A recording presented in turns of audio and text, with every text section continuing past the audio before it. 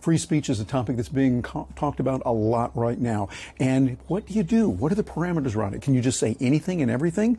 What about things that aren't good? Well, we're going to talk about that and how it relates to entrepreneurs in this very important episode of Agorapreneurs.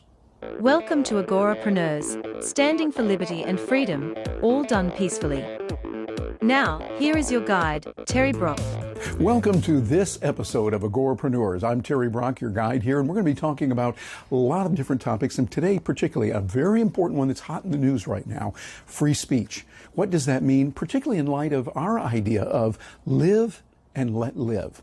How does that relate with free speech when someone wants to say something and maybe it might be very hateful, might be very hurtful for them? What if they want to say something that is tearing down an established shibboleth of the world? Hey, it's something that people work with all the time. They've used it. What do you do? Well, I got to talk with you about this because right now it's hot in the news with Elon Musk purchasing Twitter because he said a lot of things have been banned. Well, they have. Well, objectively, look at it. I mean, it doesn't take a rocket scientist to figure this out, that they banned a lot of people who are conservative. Now, I do not consider myself conservative.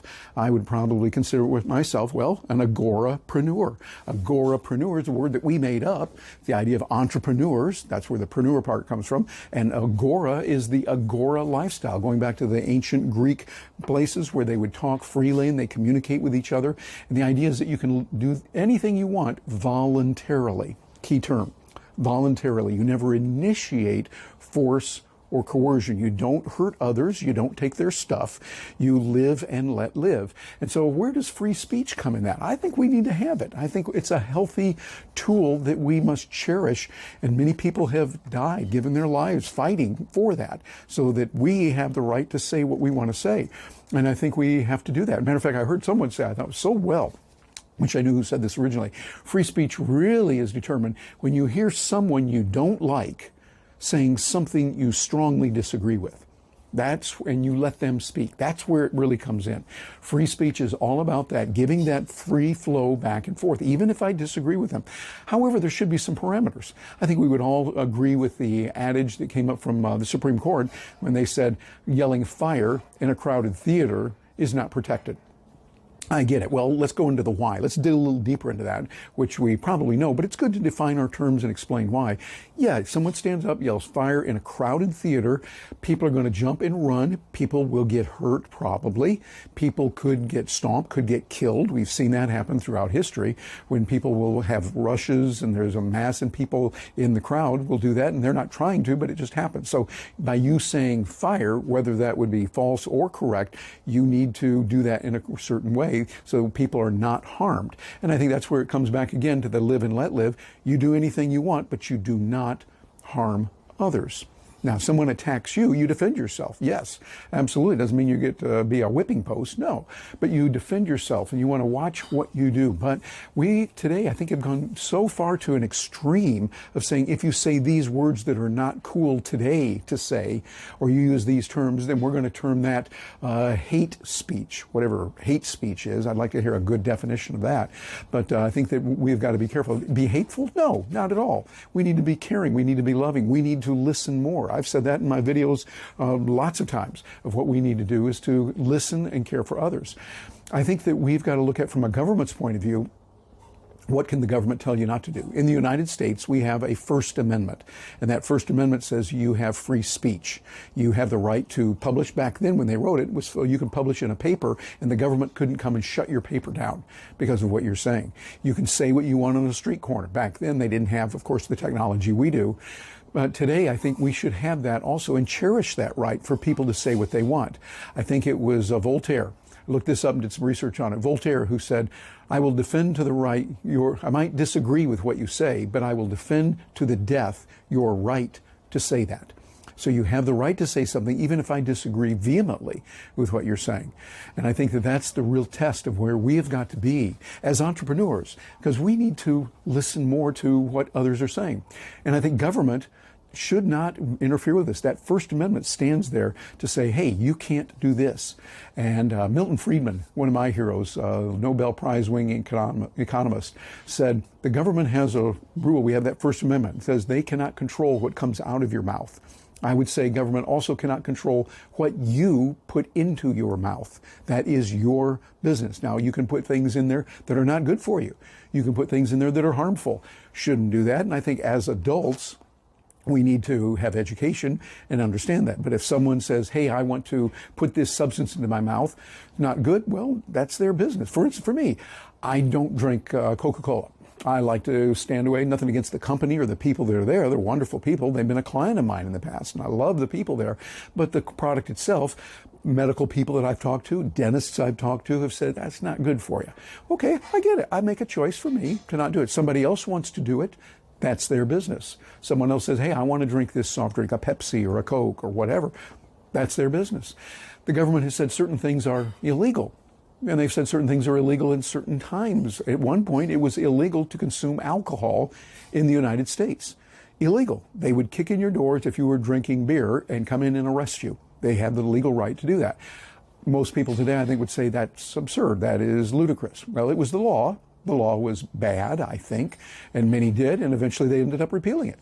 So I think we've got to look at what is government's proper role, if any. And I think that's another thing. As Agorapreneurs, we're interested in the preneur part, the business side, creating wealth. I look at it that taxes are out there, and I want to pay as little as tax as possible legally.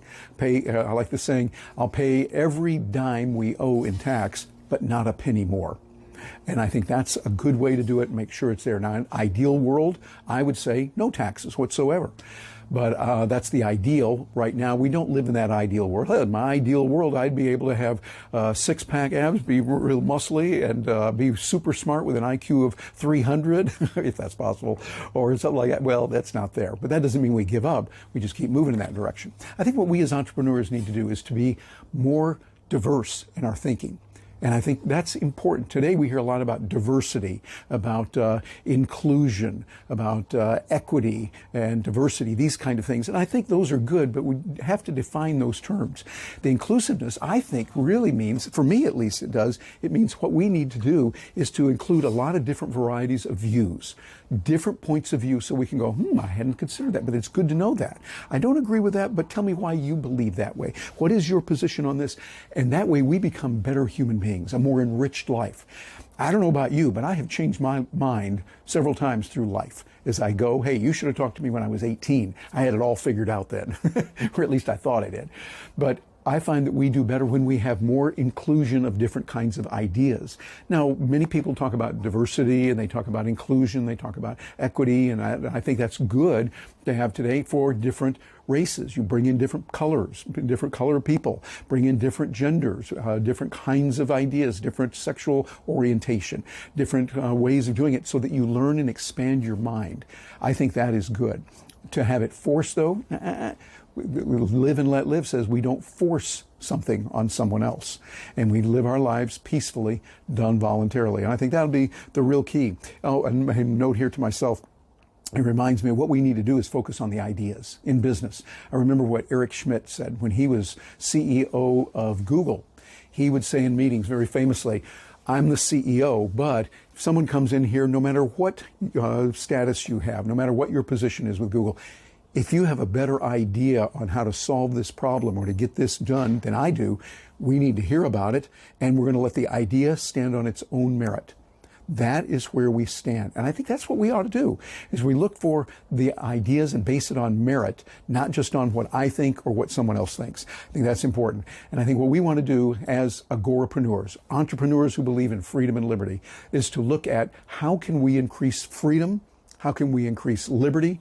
And I think free speech is something we embrace and we look at, very important. Defend those people who might disagree with you, even if they're not nice people. They have a right to say what they want to say if they're doing it peacefully, they're doing it without force and without coercion. That's the key. I want to hear from you. Let me know what you think. Please leave a comment below here. As a matter of fact, please like this. Whatever format you're getting this on, we send this out in a number of different ways, in podcasting and video and different social media platforms, because that's going to send a signal that you stand for free speech, that you stand for liberty and for freedom and for the idea of live and let live. We want to let the algorithms know that people like that. And so you're making a statement, you're doing something positive. This day, when you click that and say, yes, we want that, we want to hear more about live and let live. And I'd love to hear from you. If you disagree with me, hey, I do want to hear from you. And I'd love to hear your point of view. Thanks for joining me today. And I look forward to seeing much continued success for you. Hey, don't stop now. We've got a lot more videos out there for you about freedom and liberty, living the life of an entrepreneur who believes in live and let live. As a matter of fact, here's a way you can make a positive difference in the world. Like this video, subscribe to the channel. That lets the algorithms know, those wacky algorithms know, that hey, people like this kind of thing of live and let live and doing it in a peaceful way. Thanks for being here with us, and we're looking forward to hearing from you.